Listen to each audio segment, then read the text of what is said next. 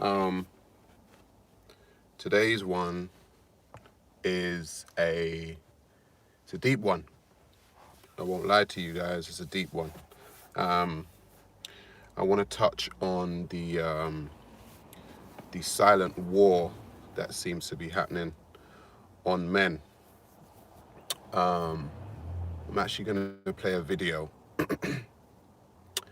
of a guy who felt the need, while I don't condone it, he felt the need to kill both his ex-wife and his new girlfriend. And I actually believe that there's a silent war going on men. And I think men don't generally tend to talk about their problems. Blue Winter Ninja, what's good? Come on in. Come on in.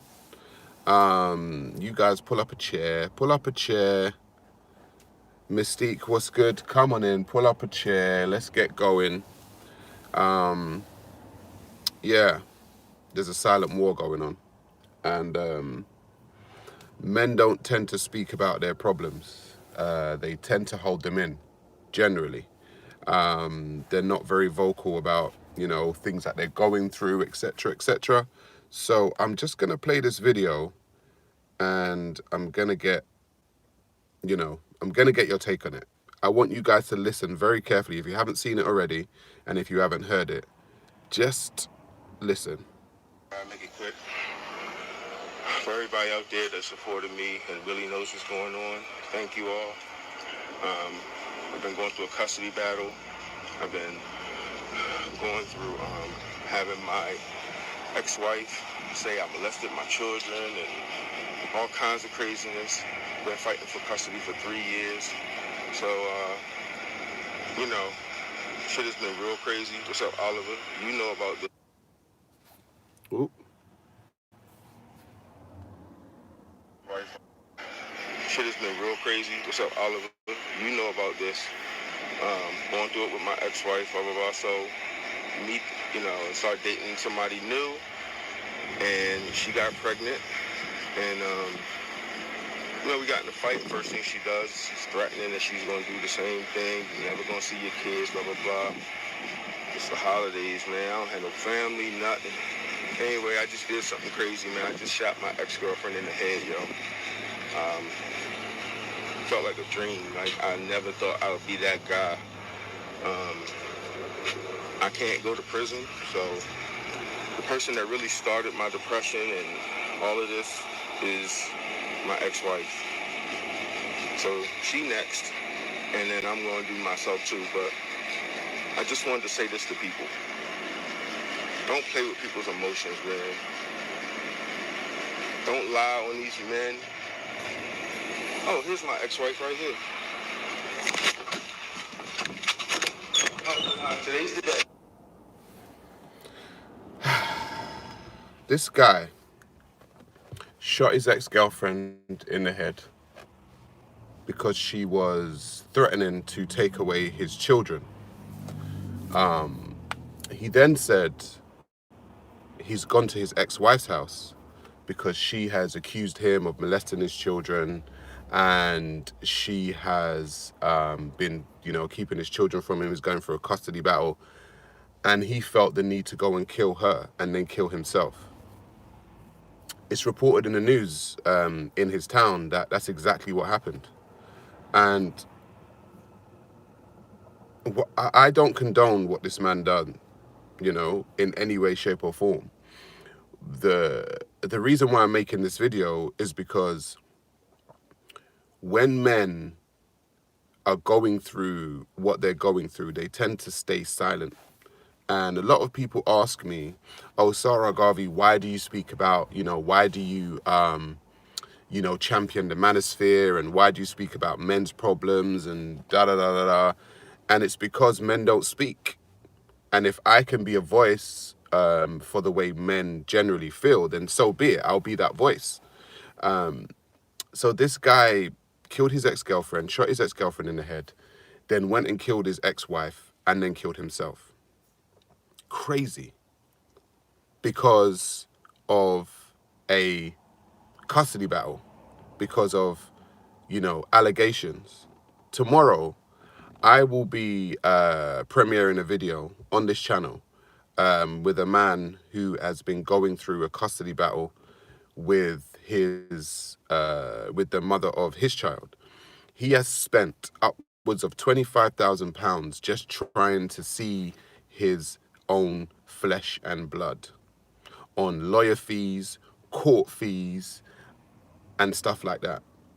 And I'm saying, Andrew Johnson says, I'm having the same problem. And this is a silent war that a lot of people don't speak about. The war that mothers are waging on fathers that want to see their children is crazy. In the UK, according to Fathers for Justice, 3.8 million, which is basically 4 million children in the UK are without a father in their lives. 200 men per day through the family court system are removed as carer of their own child. 200 men per day in the family courts are told that they can no longer see their children. This is a silent war that's being waged on men and waged on fathers.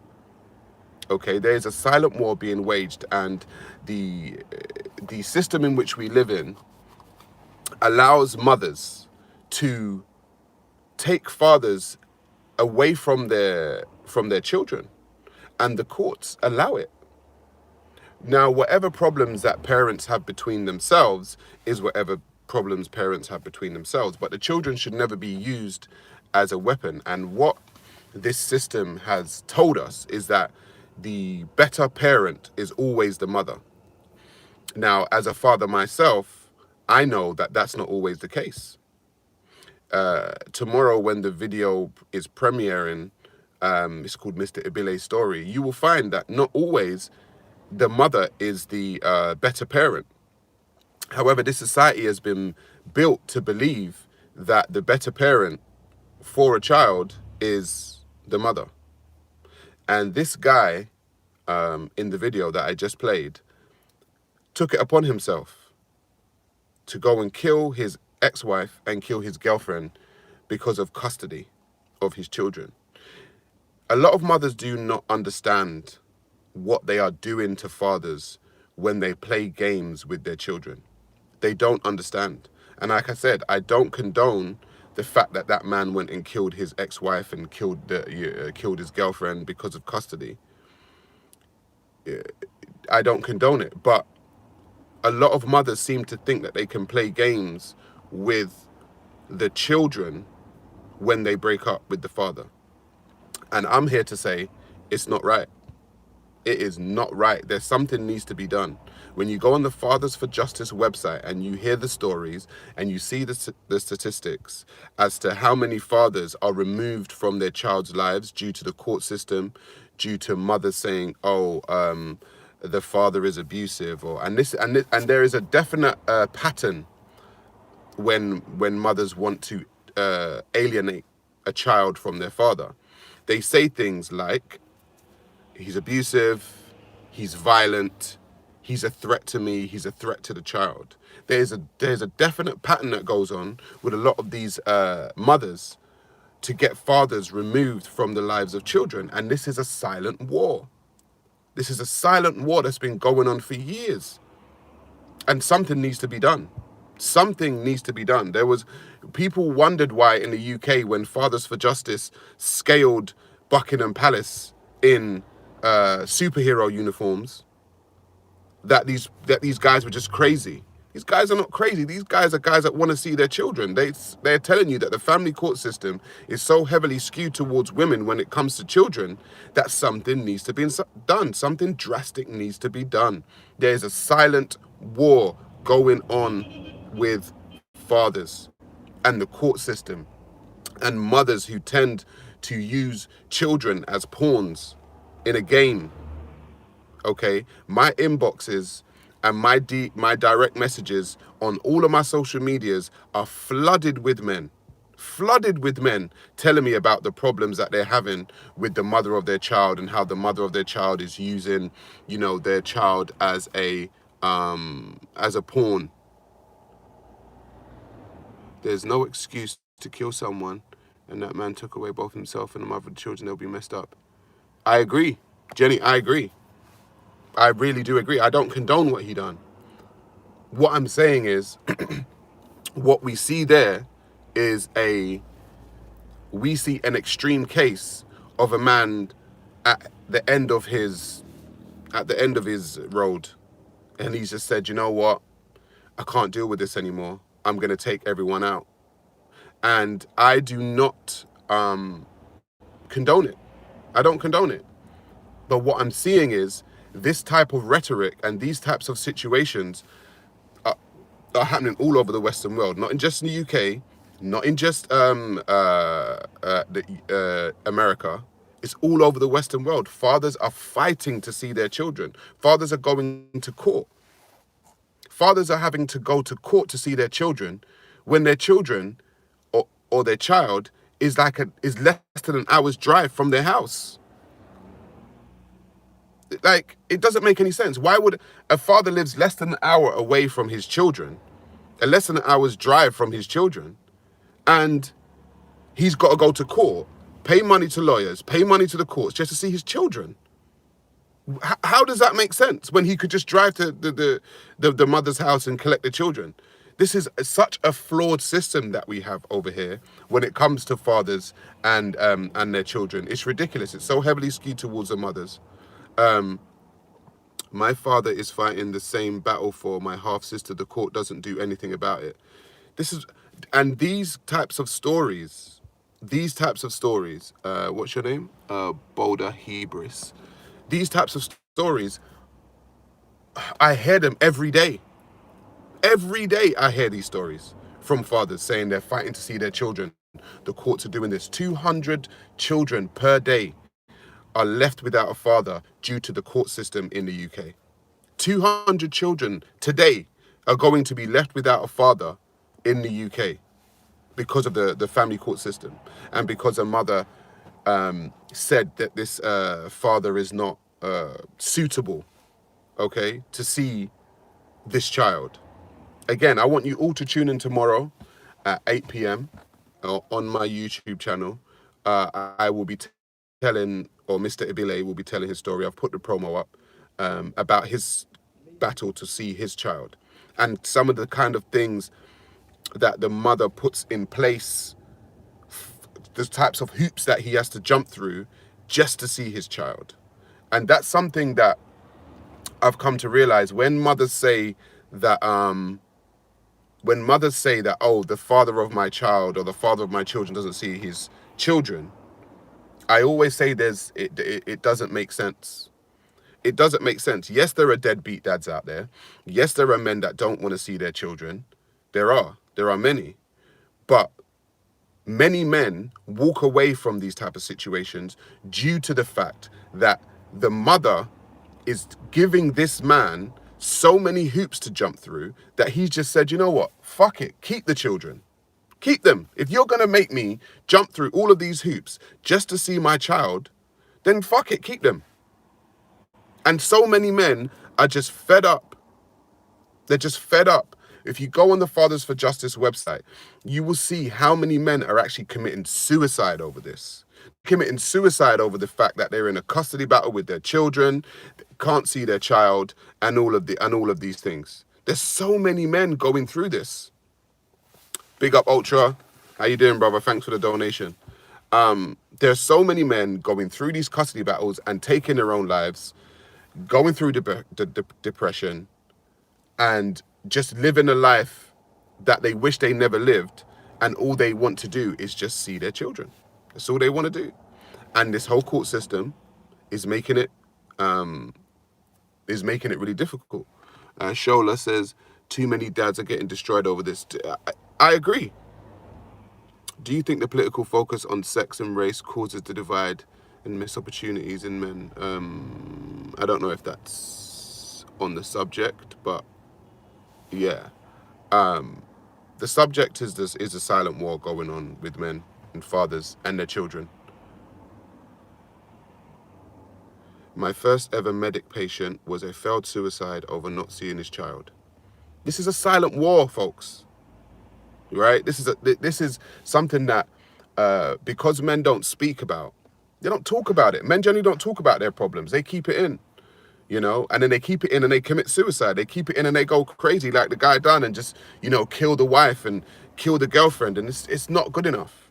There needs to be a better system in place right now when it comes to men seeing their children, because women have far too much power over children, and they get believed 9 times out of 10 if they make up a story about this guy's violent or this guy's abusive or he's a narcissist or he's a misogynist or he's this and that.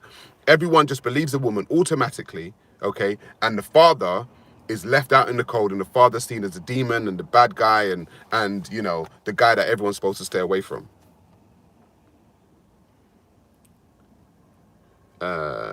Please, sir, look up Philip Fanza, who speaks very well on men's issues. I will do. Thank you. I will do. Folks, I'm just saying, man, something's got to change. There's a silent war going on, and something has got to change. And any man out there that is dealing with the court system, who's dealing with the mother of their child or children, who is playing these type of games, listen, I stand with you. I stand with you. Why don't they evaluate who is a better parent? They evaluate nothing of the sort, but what he makes. Yeah, exactly. A man's parental skills in the court system and in today depend on how much money he makes, not how much love or guidance that he gives his child. It is dependent on how much money he makes. And like I said, tomorrow when the video drops, you'll see Mr. Ibile. He has spent upwards of £25,000 just trying to see his own flesh and blood.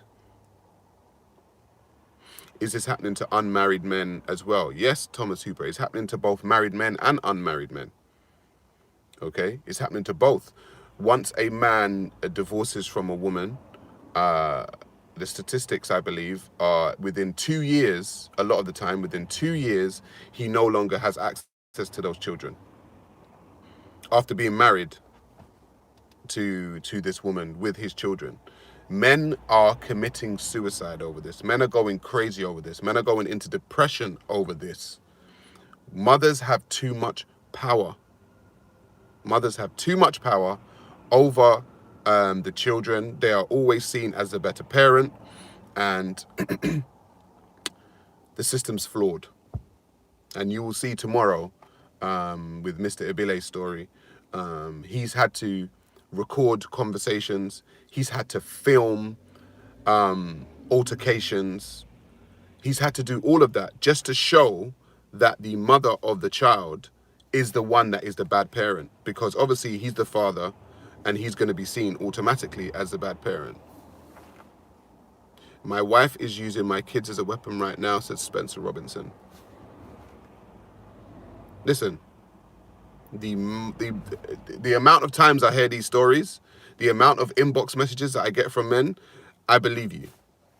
I believe you. You know, there's that hashtag that went around talking about believe all women. Well, when it comes to custody battles and men and women using the child as a weapon, I believe men. I do. I believe them. I'm a man myself, okay? And I have my own issues with the mother of my child and her using my child as a weapon against me and stopping access and all this kind of stuff. And it's just like, why do men have to go through this? Why do we have to jump through so many hoops just to see our child, just to see our children? It doesn't make any sense. Not answering my calls. I've been there. I've been there. You'll phone to arrange to see your child. They're not answering calls. You'll email. They're not answering emails. You'll text. They're not answering texts. And then you're just like, well, you know, men will just roll up to the house And if you roll up to the house, then it's like, oh, why are you rolling up to my house? Why are you coming to my house? Why are you doing this? Oh my God, I'm going to call the police. And all this kind of stuff. I've had it. Trust me, I've had the same thing. And I'm just like, well, if you answered your calls and answered your emails in regard to my child, I wouldn't have to come to your house. I wouldn't have to. We can communicate, right? No, clearly not. Why is that not seen as neglect? It's taken away the child's proper developments. I agree. I agree. I think in the future, parental alienation is going to be more spoken about, and it's going to be seen as a form of neglect. It's going to be seen as a form of abuse, because if you are actively trying to keep a child away from their parent, I believe that's abuse. I really do. I believe that is abuse. And we have to start seeing it as abuse. And the problem is, in this society, is that most of the time people are told that the abusers are men. Men are abusers. Okay? Women aren't abusers. Women are just fragile little creatures who can do no wrong. But men are the abusers. So, and I've said this before, the one thing a woman has over a man is the ability to weaponize her tears. She can weaponize her tears. If she cries, if she says, oh my God, he's like this and he's abusive and he's a narcissist, everyone's like, oh, my dear, it's okay, don't worry. A man's tears are seen as him not being man enough. He's not strong enough. What's wrong with him? He should man up. That's what a man's tears is seen as. Not realizing that this man, if he's been brought to tears, has been going through the harshest time you could ever imagine. But men's feelings, men's issues, men's rights, they're not taken seriously in this society, because we are told, oh, it's a patriarchal society. This is a patriarchal society, and men just need to man up, and men just need to do this. And it's like, no, it's not that simple. Do you think you should speak about forced adoption in the UK? Being swept under the carpet. I know that it's a completely different subject, but it would be good for someone to speak level-headed to speak out. That's something I could do in the future. Folks, you've got 77 people in here. There's only 32 likes. Get the likes up. Come on, folks. Like, share, subscribe, do all of that good stuff. Okay, come on. It does good for the algorithms. I've seen an article saying that when girlfriends, boyfriends start crying, she didn't see the guy as a man anymore. Exactly. And that's the thing. That is the thing. You know, men are told that if they cry, if they show emotion, but remember the contradiction, okay? Through the past maybe couple of decades, men have been told to be more in touch with their emotions. They've been told to, get in touch with your feminine side. They've been told that their masculinity is toxic. They've been told that they're too domineering. So men essentially have become softer, whereas when they weren't, we were told, we can't be that harsh, we can't be that cold, we can't be that strong. Get in touch with your feminine side. Then men did get in touch with their feminine side, and now women are saying, "Oh, you're not manly enough." My advice to men is be who the fuck you are, and don't let no woman tell you you're too manly or not manly enough. Just be who the fuck you are, okay? Because the goalposts move all the time, depending on how people feel, okay? So you be a man the way you see fit. Weaker men, weaker society, easier for the elites to control us, says Lee Harris. I agree. Men are told that they can't be men anymore. Men are told that their masculinity is now toxic. And then people wonder why when men say, okay, cool, me being too masculine is toxic, let me be a little bit softer. That's when people start saying, oh, man up. He's not a man. He's a little bit soft. He's a little bit too nice. He's a little bit too this. It's like, hang on, didn't society tell me that my masculinity was toxic? Didn't society tell me that I'm not allowed to be a man anymore? Isn't that what society told us? To get in touch with your feminine side? To be a little bit less manly? And this is why men are running around now, okay? They're running around now, and I don't even know what gender they are anymore. The younger generation, they don't even know what gender. There's grown men with 2 testicles and a penis talking about, oh, I'm non-binary. Okay, if you say so. And this is the confusion that happens when you don't allow men to be men. When you don't allow men to exercise their masculinity and exercise their testosterone and do what is biologically in them, you will find that the men of this society will become more and more like women. They will become more and more like women. And then what's interesting is this society, women and feminism are creating the types of men that they don't even want. And this is the confusion that I have. The feminists and this society is telling men, don't be manly, be less masculine because the masculinity is toxic. But then when it's time for that man to go and find a woman, the women are saying, oh, he's not man enough. He's too soft. So why the hell are you creating the men in society that you don't want? It doesn't make any sense. You want manly men. You don't want effeminate boys. You want manly men. But you tell the men to be more effeminate. You tell the men to be more emotional. And then when they are, then you chastise them for being more effeminate and being more emotional. The confusion is real. Okay? The confusion is very real, guys. It makes absolutely no sense. Don't even listen to them. I'm telling you, do not listen to this left-leaning feminist society. Don't do it, okay? You will be confused. I'm telling you, you will be confused. Be a man. Exercise your masculinity. Exercise your toxic masculinity, whatever the hell that is. Exercise your testosterone. Use it. Yep, I learned exactly how to be manly in the presence of a woman. Guess what? I'm now married to a woman of my dreams. There you go. There you go. Because women want manly men. Stop listening to this feminist society that tells you that men are supposed to be less masculine and masculinity is toxic. And you're supposed to be in touch with your emotions. Stop listening to that. You should be emotionally intelligent. I agree with that.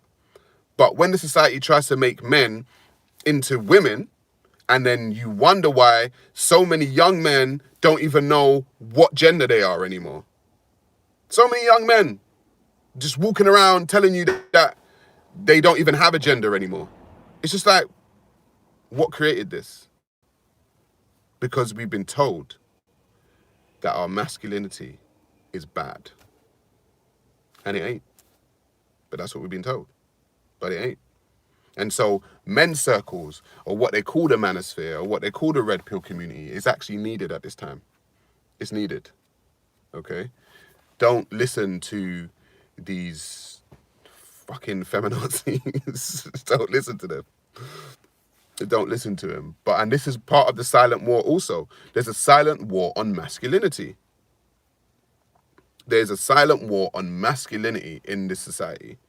Okay, men aren't allowed to be men anymore. Men have got to be some kind of half man, half woman thing, and that's what, that's what's the best option for us. No, no, that is not what the best option is. All societies are led by men. I don't care where you go. I'm not saying there aren't women within cabinets and women leaders, but societies are led by men. If it's time for war, and war pops off, who are you putting on the front line? You're not putting a bunch of women on the front line. And you and I both know that. So all of this, oh, women can do what men can do. No, you can't. Okay? Because not all women want to do what men can do. They say that, right? But when it's time to do what men have got to do, women don't want to do it.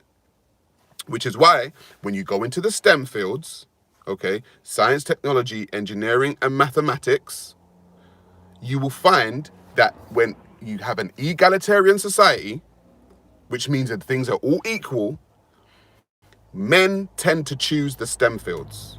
Women tend to choose fields like nursing, midwifery, social care, these types of things. They don't tend to choose, okay, things in the STEM fields.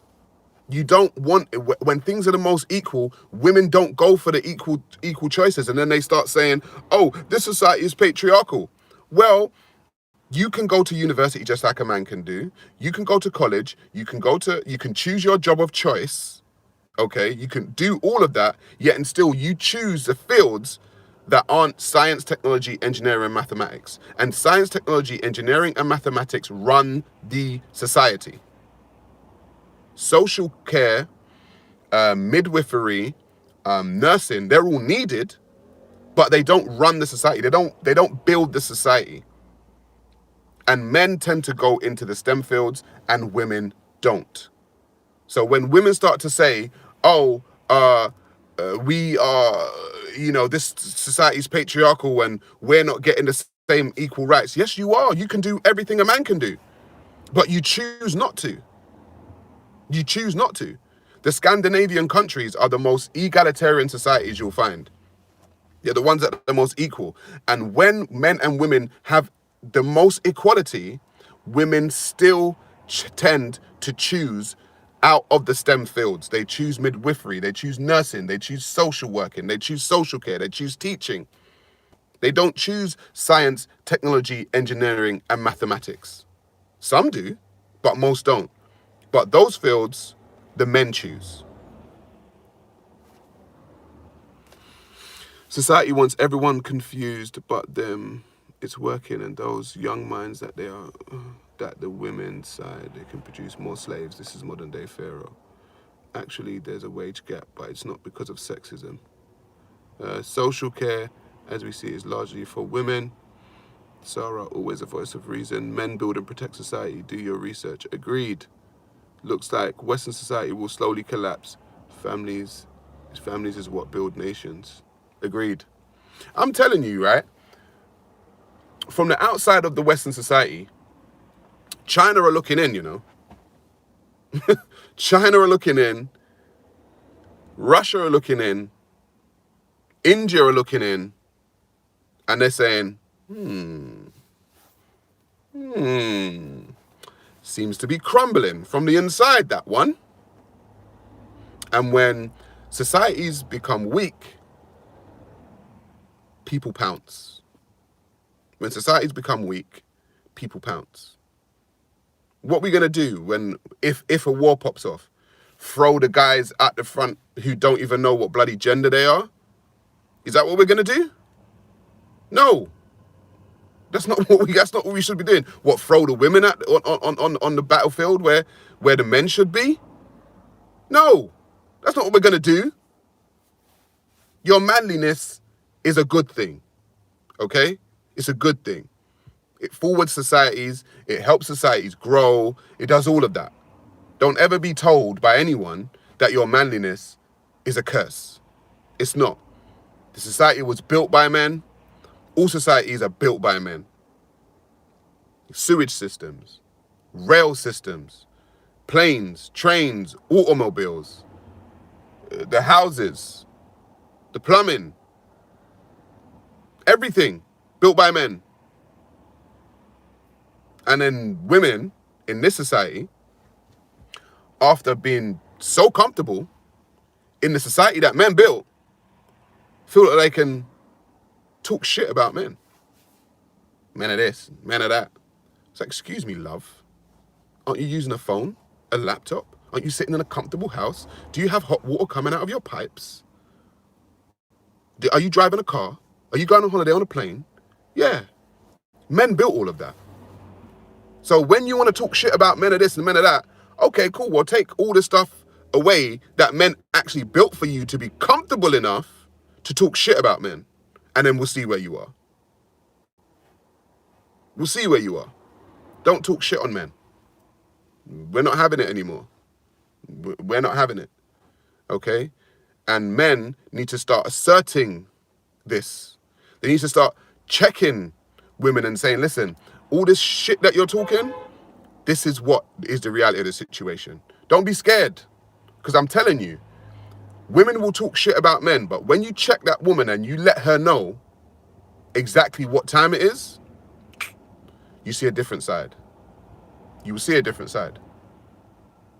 I'm telling you. Anyway, what are you guys saying? Women were told they should nurture and go into nurturing and teaching. No, they weren't told. That's what they choose, Lila. When it becomes more equal, you just got to ask you could ask the average woman on the street. As a matter of fact, I might do that. I might start doing it. I might start going around asking the average woman on the street, what would you prefer to be? Would you prefer to go into somewhere where, you got to go on an oil rig, be away from your family, go into the sea and do all this kind of manual labor? Or do you prefer something where you have to nurture somebody? Generally, women are going to go for the nurturing because that's their biology. Men's biology is to build stuff. It's just what's in them. It's just what's in us. We want to build stuff, strategize, see stuff done, work it out in our head and see it come to fruition. That's generally what men do. That's why there's skyscrapers in the sky. That's why pyramids were built. Okay, that's why the Great Wall of China was built. That's why the houses are built. Because men said, this is what needs to be done. Women never said it. Were you going to have a bunch of women out in the heat, toiling, lifting up bricks? If you go on any website and see bricklayers, women can be bricklayers today. You're allowed. Women, you can be bricklayers. But you'll find 95% of bricklayers are men. Why? You've got the equal rights to be a bricklayer, but you're not choosing it though. Why are you not choosing bricklaying? You can do what men can do. Women don't choose these types of jobs. They don't choose these kinds of jobs. They choose jobs where they don't have to use their strength, where they don't have to use manual labor. Generally, I'm not saying there aren't female bricklayers, but you can choose that now. I'd rather be educated, though. Sorry. There you go. That's fine, and that's fine. But what I'm saying is, men choose these types of jobs over women choosing these types of jobs when there's equal opportunities. Okay? So the masculinity is not toxic. Toxic masculinity built the bloody house that you're living in. Toxic masculinity built the car that you're driving. Toxic masculinity built the skyscrapers. Toxic masculinity built the hospitals that you go into. This is what toxic masculinity done. Toxic masculinity built the Great Wall of China. Toxic masculinity built the pyramids. Toxic masculinity built the Taj Mahal. It built the 7 wonders of the world. Toxic masculinity, when men were in power, doing what men were supposed to do. So, all of this toxic masculinity talk, when all the men decide to become effeminate and there's no more masculinity, women, I want you to do that work. Go out and do that work. Build the Great Wall of China. Go ahead. Build skyscrapers. Go for it. Build the cars. Go for it. Build the planes. Because you can do everything men can do. Men will stay home and look after the children. And then you're going to start complaining, oh my God, men aren't even manly anymore.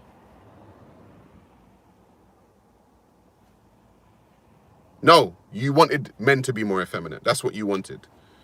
Because their masculinity was toxic. You wanted to take their masculinity away from them. And so when it's been taken away, and then you are going to complain that men aren't masculine anymore. Yeah, you go discover the oceans. You go into space. Go on. Go on, ladies. Knock yourselves out. You know you're not going to do it. You know you're not going to do it. You know and I know, and all the men know that you're not going to do it. So stop with this, oh, we want to be able to do everything men can do. You can, but you just don't choose it. You don't choose to do it.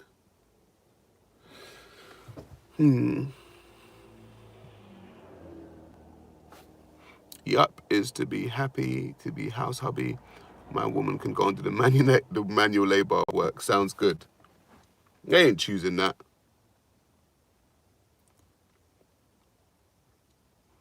I was told by a girl at work that I wasn't a man and just a boy, but when I ignored her, she got mad at me because she didn't get the attention she wanted. This happened because I was nice to her. One thing I've learned in this life is women say X and then they want Y. That's one thing I've learned. Generally, women say X and then they want Y.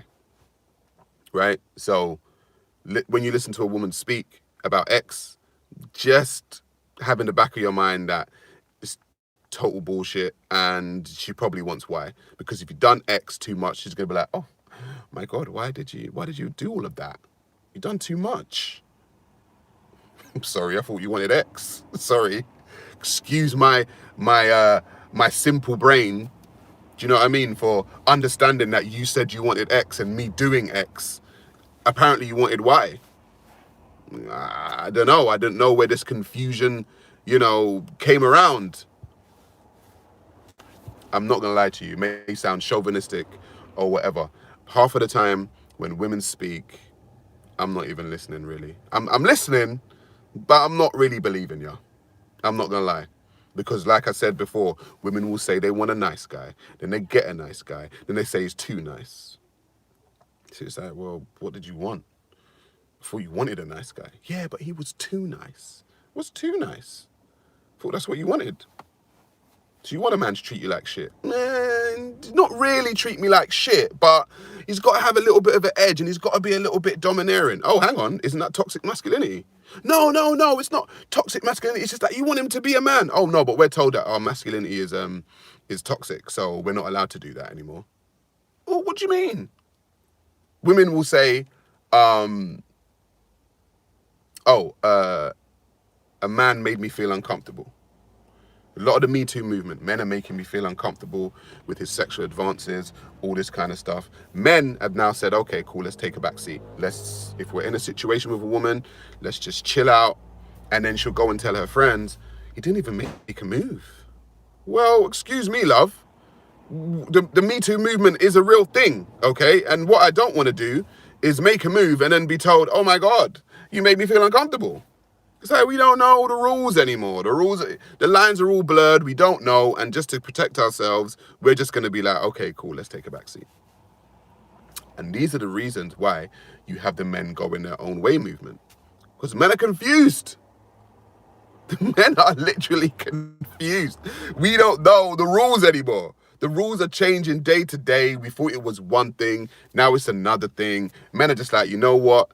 When you ladies decide what it is, you lot write your manifesto, write your manual, and just give it to us so we know, so we can read it. Please, because we are simple creatures like that. Things must make sense.